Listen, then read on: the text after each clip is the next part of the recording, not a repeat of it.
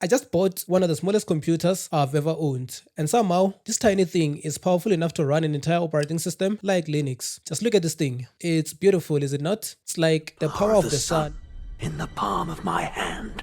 Anyways, enough rambling. In this video, we are going to take this thing from a box of components to a fully working computer. We are going to set up the hardware, install the Raspberry Pi OS, and hopefully get this thing running without breaking anything.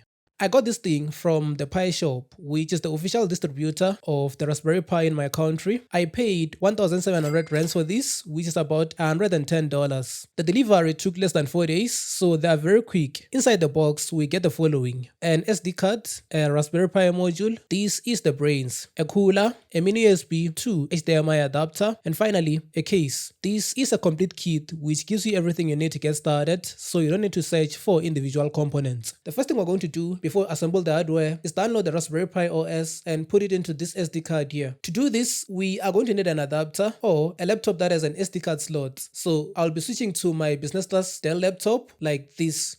This laptop here has an SD card slot, so what I'll do is go ahead and remove the SD card from the packaging and remove it from the adapter. I'm going to place it into the SD slot of the laptop. As you can see here, there is the SD card. We are then going to go ahead and place that back. After that, we are going to go into the laptop and download the Raspberry Pi OS into the SD card. So let's do that.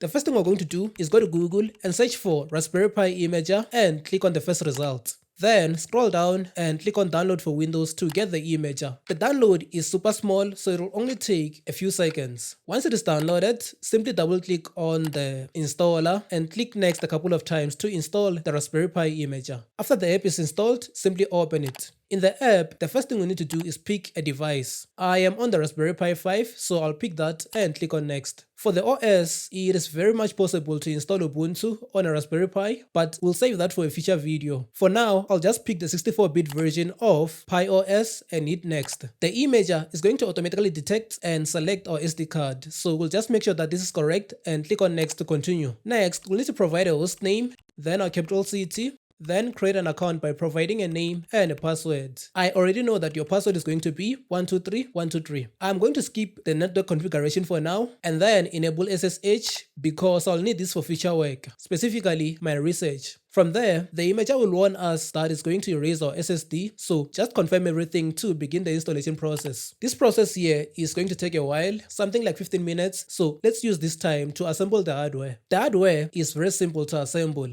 The first thing we'll do is take the Raspberry Pi module here. This is our motherboard, as you can see. Our SD card, once it's finished, is going to go here, but it's not done yet, so I'm going to unbox the other components. So here on my desk, as you can see, everything is very clean. The first thing we'll do is attach this active cooler here, so let's take that out of the box. The cooler has 3 thermal pads at the bottom and a connector here. This connects into the fan pin on the Raspberry Pi labeled fan here. After that, we have a case. This one is 3D printed and is the official case from the local distributor. This is what it looks like, completely black. I've seen some people with red and acrylic versions, but I think I like the black one better. We have a slot for an SD card here, and we are going to open this up like this. To assemble everything, we simply take the active cooler and place it on the Raspberry Pi like this. There's a connector here and another here. These go into these holes here and up top here. So we are going to line it up like this. Don't forget to peel this cover first. One thing I forgot to do is remove the fan cover. The fan connector has its own cover, so I'm going to grab a pair of tweezers to remove it. From here, we are going to simply align the connectors with the holes. Once they are both aligned, I'll simply push on it to punch it through like this. Then punch the other one through as well.